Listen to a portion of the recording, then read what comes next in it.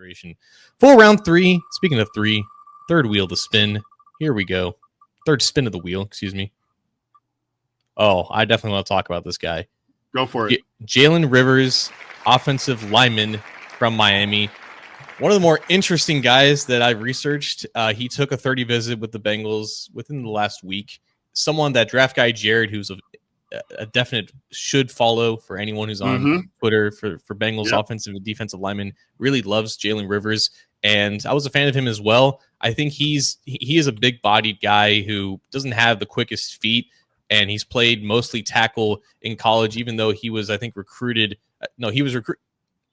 I'll have to double check that. He was either recruited as a guard or a tackle. The thing is, though, his last year in Miami, he dealt with a lot of injuries in the early parts of his career at Miami. So his development, I think, was stunted a little bit. But this past year, when Miami was in the spotlight with Cam Ward, leading Miami to almost a college football playoff berth, now is going to be the first overall pick. Jalen Rivers played both left guard and left tackle, not every other game. He played both positions in the same game for like the last 7 games of the season. He dealt with an injury early in the season, and then he came back, and there were some drives where he was at left tackle, and there were some drives he was at left guard. I think he ended up playing both positions almost equally throughout his entire college career. That again was, kind of stunted with a lot of injuries and everything. He was recruited as an offensive tackle, by the way, but he started out his career at guard. That's what I forgot to mention. He started off his career at left guard, then he moved to left tackle where he was originally supposed to play. And then he was going through these games playing 2 positions at the same time.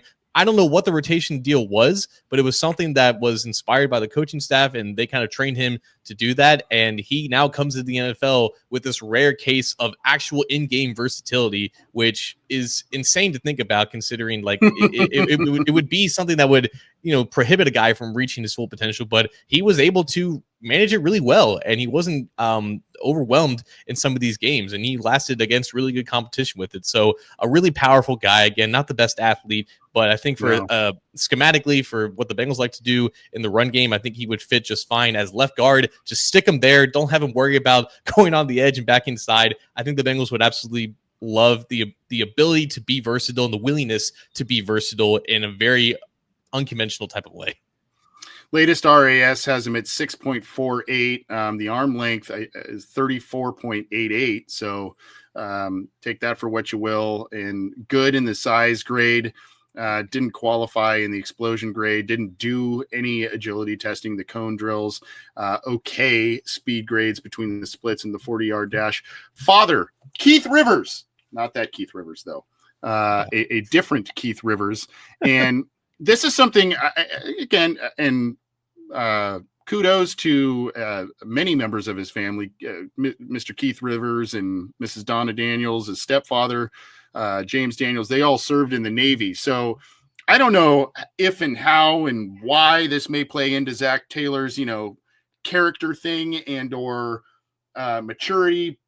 But you have to kind of figure he grew up in a home that had some semblance of pretty solid discipline with a household full of military folks. That's kind of the thing that comes with that. So you like that, but I like this guy. Again, I'm not in love with the athletic profile. If we're going to take, I don't like to take that as absolute scripture, but there's metrics there to look at, but also, as you said, played a number of, a couple different positions, sometimes in the same game. He was 2023 second team all ACC, honorable mention last year because of the injuries. You had to figure he was probably going to get some sort of more high profile nod than that. Had he played most, if not all of the season. But you also have to always look at top offensive linemen from a program that not only had an excellent quarterback who's very likely going to be the top pick in the draft, but John, some that even with Joe Burrow, some that like to ad-lib, move around the pocket.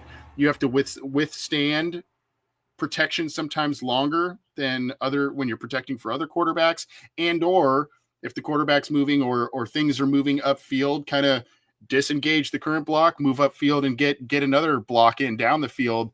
And so that's something that I find intriguing about this guy is when you are a starting and well-decorated offensive lineman coming out of a program where you were tasked with protecting a dynamic quarterback, that's what really says, hey, you know, this guy can keep up in a lot of different respects at the next level. I like that point. I like that a lot. I think that does lead to an easier transition in terms of playing style and the awareness to just not give up on some of these plays. So there is that experience there, and he was a team captain these past couple games in the season. So I think that kind of leads to his background. But again, I think you're talking about a player who is really stout in pass protection. He kind of makes it look easy. He is a little bit tall. He's 6'6", but he's got really long arms, really big wingspan. So he could probably live at either spot.